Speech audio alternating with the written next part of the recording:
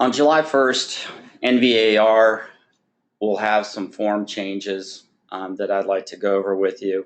I want you to make sure that you definitely know about these changes come next week on July 1st, and just make sure you read over the changes and the different addendums to be aware of what has changed.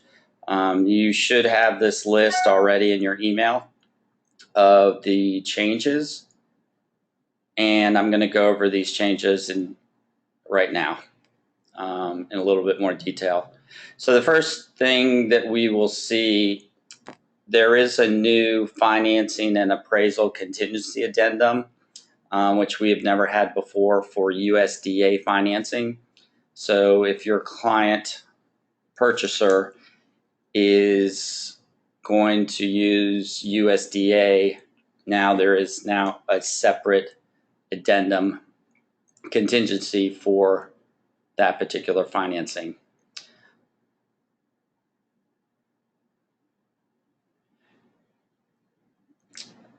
In the sales contract on page 1,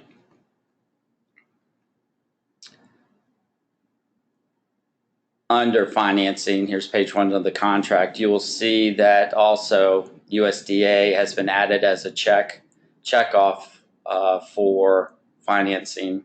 So obviously if they are going to use USDA, you will use the appropriate previous contingency addendum with that contract. The next change is going to be on the next page, paragraph 3, under deposit. All that was done here is they've added the word deposit in 2 places, so nothing really to be concerned about there. The next change to the sales contract is paragraph 10. And in this paragraph, it's talking about whether or not the contract is contingent on having a home inspection. What will be removed from the contract are these words right here, and or other inspections. So those words will be deleted. Paragraph 12 also has been changed, where you mark the utilities. So it's modified to add that the septic waiver disclosure must be provided by the seller, and the State Board of Health septic system waivers are not transferable. So if the seller has a waiver for his septic system from the state, it is not transferable to the purchaser.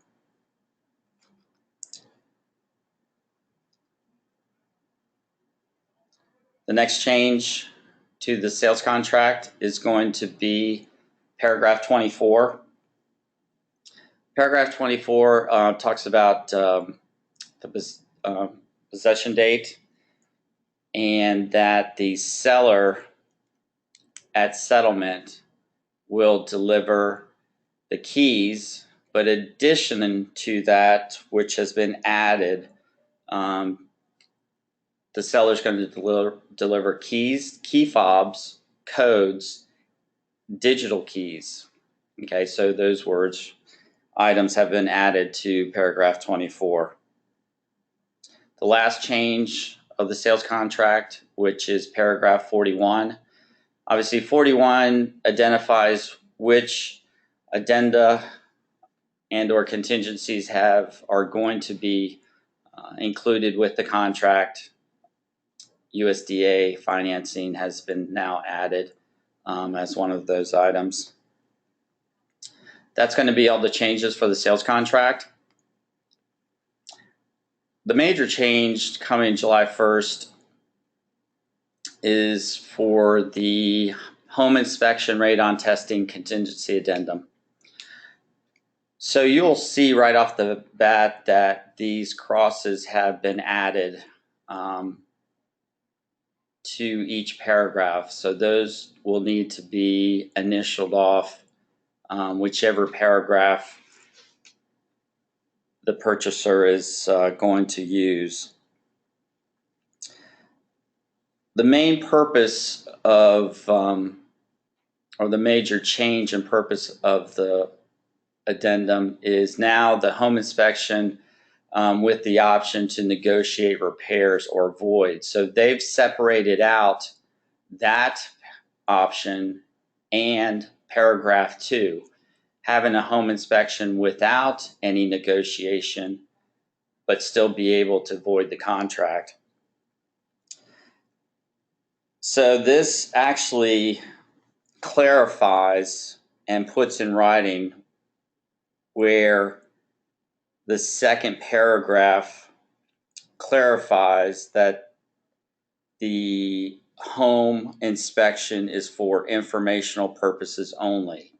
So when people write that in, have written that in the past, now there's an actual paragraph, paragraph 2, that actually does identify that.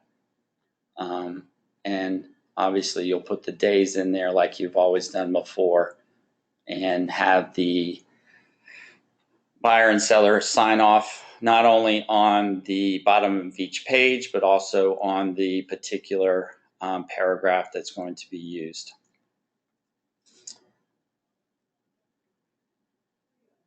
And that's it for the home inspection contingency, just that change in that paragraphs 1 and 2. The next change is going to be under the contingencies and clauses addendum, and it's going to be paragraph C. Paragraph C is the contract would be contingent on the seller purchasing another home. So the change here, the paragraph was modified to clarify the purpose of the contingency. This contingency is designed to allow a seller to ratify a contract for the purchase of another home and conduct any due diligence they deem necessary, such as a home inspection, radon inspection, or other inspections.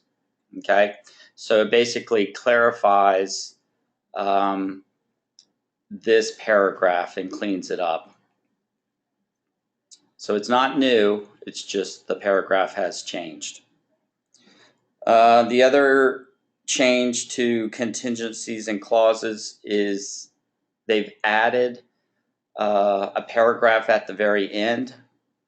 So on the last page, there is a paragraph specifically for cooperatives. If you are working in an area where there are cooperatives, basically there is a new paragraph specifically for that, which is not very common. The next change is going to be on the private well and septic contingency addendum. So we are going to find under paragraph B, well and well water inspection contingency.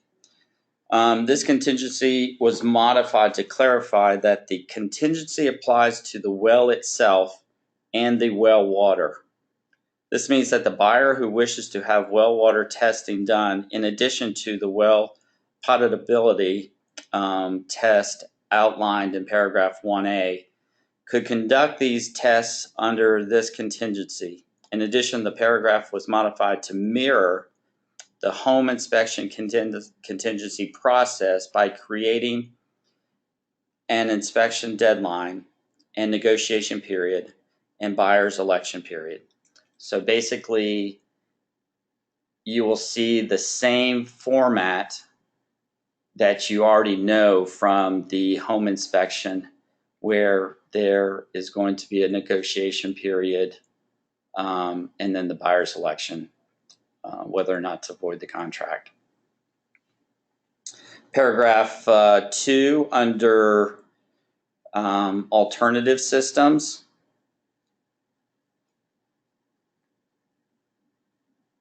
Basically, this has been, it's not new, but it's been set aside in its own paragraph, which it was not before. So it just is identifying the importance of the alternative system maintenance contract.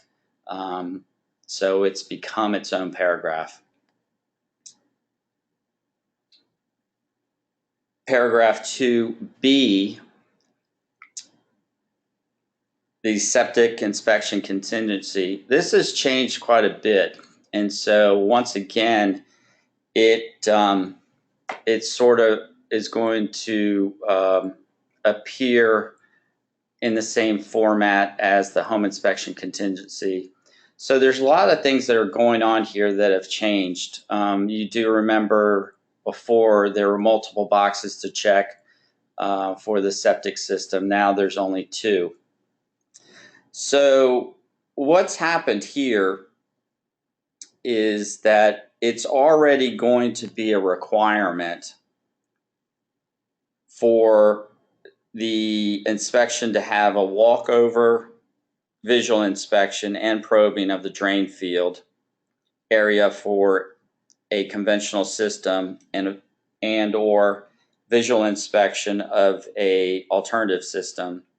In addition, the buyer may elect to conduct pumping and inspection of all treatment tanks and or excavation as necessary and visually inspect the distribution boxes, test pumps and controls, and evaluate the function of pumping and pressure of the system.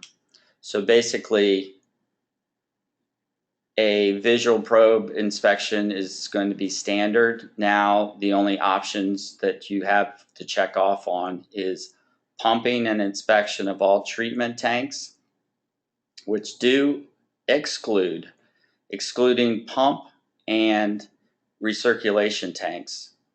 Okay, so that's one option. And then the other option is adding the excavation as necessary to visually inspect all distribution boxes if present and test all pumps and controls and evaluate the function of pumping or pressure systems.